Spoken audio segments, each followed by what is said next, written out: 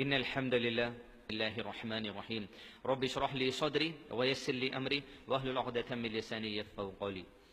ناظرین، اس کلپ کے ذریعے آپ کے سامنے ایک اہم بات کو رکھنا ہے۔ کل رات کو یعنی 8 نومبر کی رات کے 11 بجے سے جو فیصلہ سینٹرل گورنمنٹ میں لیا کہ جس میں یہ کہا گیا کہ 500 روپے کی نوٹ اور 1000 روپے کی نوٹ ہندوستان میں کہیں بھی نہیں چلے گی، اس اچانک فیصلے سے عام آدمی اتنا پریشان ہے جس کا اندازہ شاید حکومت کو نہیں ہے۔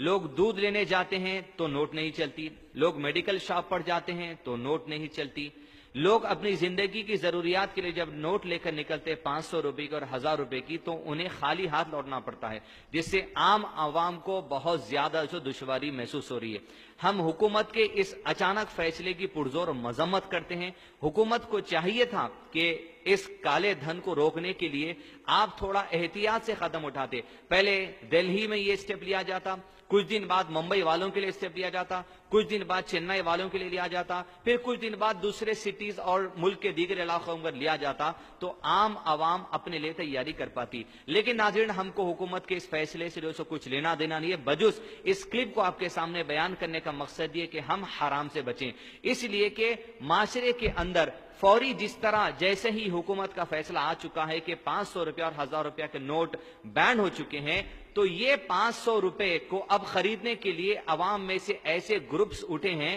جو سود اور انٹرسٹ کھانے سے محبت رکھتے ہیں۔ ایسے غریب آدمی جس کے پاس 500 روپیہ کی نوٹ ہے یا 1000 روپیہ کی نوٹ ہے، ایسے لوگ مارکیٹ میں اٹھے ہیں جو آپ کے 500 روپے کی نوٹ لے لیں گے اور آپ کو اس کے بدلے میں 450 روپیہ دیں گے، یا کوئی ایسا ہوگا جو 400 روپیہ دے گا، یا جس کو سود سے بہت زیادہ محبت ہے وہ آپ کو 300 روپیہ دے گا۔ گویا 500 روپیے کی نوٹ آپ کی خریدی جائے گی صرف 300 روپے میں یا 400 روپے میں یا 450 روپے میں 470 روپے میں۔ گویا یہ نصیحت آپ کے سامنے رکھنی ہے کہ ایسے لوگوں کے پاس ہرگز بھی جا کر اس طرح کی نوٹ کو نہ بیچیں، اس لیے کہ جو آدمی آپ کے 500 روپے کی نوٹ کو اگر 400 روپے میں خرید رہا ہے تو وہ 100 روپیہ سود کھا رہا ہے، اور اگر آپ کے 500 روپے کی ویلیو کو 400 روپے میں بیچ رہے ہیں تو آپ سود بھرنے والوں میں شامل ہو رہے ہیں۔ ایک حدیث ہم آپ کے سامنے پیش کرتے ہیں بات آپ کو آسانی سے سمجھنے آنے کے لیے کہ پیارے نبی صلی اللہ علیہ وسلم نے 5 چیزوں کے بدلے 5 چیزوں کی تجارت کو حرام قرار دیا ہے۔ پہلا،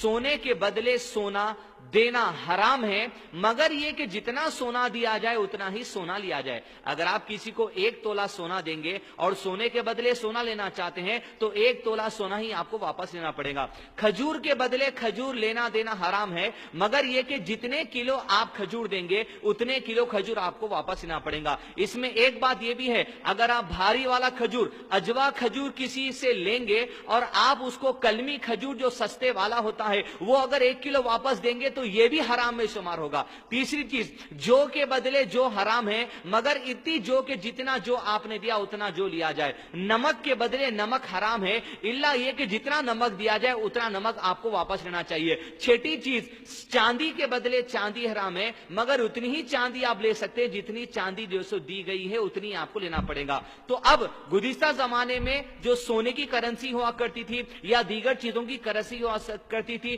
اس سے استدلال لیتے ہوئے علماء کرام نے کہا کہ آج یہ جو ویلیو ہے، حکومت جب یہ نوٹ چھاپتی ہے تو ریزرو بینک میں سونے کو جمع کرتی ہے، جتنا سونا جمع کیا جائے گا اتنے کی کرنسی چھاپنے کی اجازت مل جائے گی۔ لہذا یہ جو ویلیو ہے اس نوٹ کے اوپر لکھا ہوتا ہے I promise to pay the bearer the sum of ₹500، میں وعدہ کرتا ہوں کہ پیسہ واپس کروں گا، کس کے بدلے؟ اس سونے کے بدلے جو حکومت نے ریزرو بینک میں گروی رکھا ہے۔ لہذا ناظرین، اب پیسہ بھی اسی ویلیو کے اندر آ جاتا ہے جیسے حدیث کے اندر سونے اور چاندی کی ویلیو ہے۔ اب آپ جتنا پیسہ لوگوں کو دیں گے اتنا ہی پیسہ لینا چاہیے۔ حدیث سنیں، آپ صلی اللہ علیہ وسلم نے ارشاد فرمایا جس میں سب سے کمتر درجہ گناہ کا یہ ہے کہ آدمی اپنی ماں کے ساتھ شادی کرنے کو پسند کر لے۔ گویا اتنی بڑی وعید کی گئی ہے کہ جس طرح اپنے ایک آدمی کو اپنی ماں سے شادی کرنے کے لیے جتنی نفرت اور کراہیت ہوتی ہے، اتنی ہی نفرت ایک انسان کو سود کھانے پر بھی ہونی چاہیے اور سود بھرنے پر بھی چاہیے۔ دوسری حدیث میں آپ صلی اللہ علیہ وسلم نے ارشاد فرمایا سود دینے والا ویسا ہی ہے، سود لینے والا ویسا ہی ہے، ان کے ایگریمنٹ میں جو شامل ہوگا گواہ وہ بھی گناہ میں ویسا ہی جو سو شریک ہے۔ اور علماء کرام نے یہاں تک کہا 2 لوگ اگر آپس میں سود کی لینے لین دین کا معاملہ کر رہے ہیں اور آپ کا گزر وہاں سے ہوا اور آپ کو علم ہے کہ سود کا کتنا بڑا گناہ ہے، اور اگر آپ خاموشی اختیار کر بیٹھے تب بھی آپ بھی گناہ میں شمار ہو سکتے ہیں۔